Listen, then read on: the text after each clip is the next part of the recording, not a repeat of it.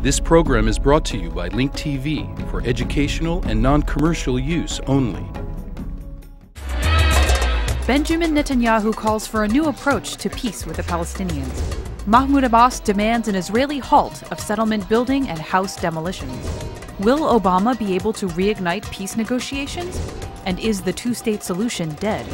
Answers to these questions and more on LinkTV's Mosaic Intelligence Report. Israeli Prime Minister Benjamin Netanyahu and Palestinian President Mahmoud Abbas are heading to Washington for talks on the future of the peace process. Netanyahu is scheduled to visit Washington on May 17th, and Abbas is heading to the U.S. on May 28th for talks with U.S. President Barack Obama, whom many Arabs are pinning hopes on for forcing Israel to implement previous peace agreements. In the Middle East, we share the goal of a lasting peace between Israel and its neighbors. And let me be clear, the United States strongly supports the goal of two states, Israel and Palestine, living side by side in peace and security. For the past 10 years, the two-state solution has been the mantra of the United States and most countries involved in bringing a lasting peace between the Israelis and the Palestinians. But now, Netanyahu is calling for what he says is a fresh approach to peace with the Palestinians. And the fresh approach that I suggest is pursuing a triple track towards peace between Israel and the Palestinians. A political track, a security track, an economic track. Said the Prime Minister via satellite to the American Israel Public Affairs Committee annual conference in Washington. Mr. Netanyahu made no mention of a two-state solution. All the nice words that he could say will not change the real fact, and the fact that with this policy, Israel is destroying the potential for Palestinian state, and Israel is destroying the potential for peace based on two-state solution. In reality, the two-state option has been dead for a long time, and with all fairness, it was not killed by Mr. Netanyahu. Several Israeli governments have contributed to its demise, including those who pretended to seek it the most, such as the last government of Ehud Olmert and the Kadima Party. Israel has succeeded in creating facts on the ground with about 290,000 settlers living in the West Bank and another 185,000 settlers in East Jerusalem.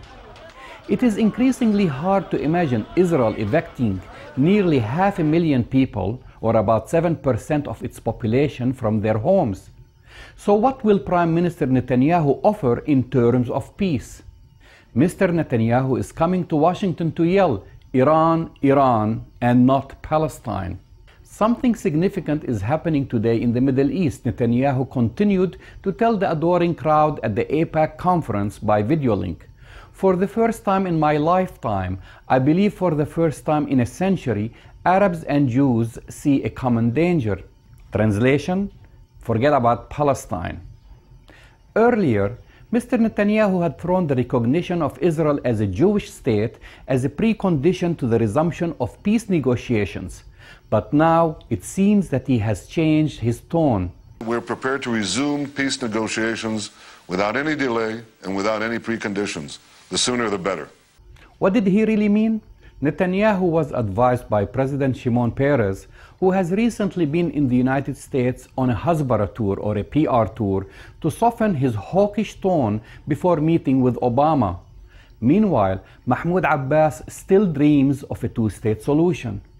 We will go to Washington on May 28th to talk with the U.S. administration about our conditions to resume peace negotiations with Israel in the future. Our conditions and demands are based on the two-state solution and Israel's halt of settlement building as well as house demolitions, Abbas said after a meeting with Jordan's King Abdullah II. Translation: we will go to Washington to beg Obama for a solution. Mahmoud Abbas's term as president expired in January. Negotiations with Hamas have stalled. His son has been recently exposed in Arab media as making millions of dollars out of USAID contracts. His popularity in the Palestinian territories is at an all-time low. Meanwhile, there is a realization amongst Palestinians residing in the West Bank and East Jerusalem that their dream of a state of their own has all but disappeared. More Palestinians have been vocal about a binational state that provides full democratic rights for citizens of all ethnic and religious backgrounds.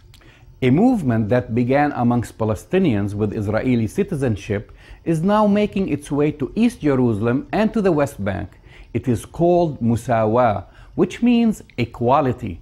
Perhaps this is what Abbas should be talking about with Obama. I'm Jamal Dejani for the Mosaic Intelligence Report. To learn more about this program or to share your thoughts, visit us at linktv.org/mir. You can also read my blog on the Huffington Post.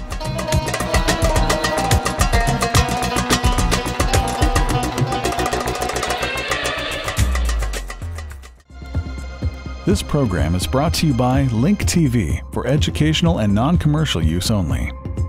LinkTV is the only U.S. network dedicated to global and national news, uncompromising documentaries, and diverse cultural programs which connect you to the world.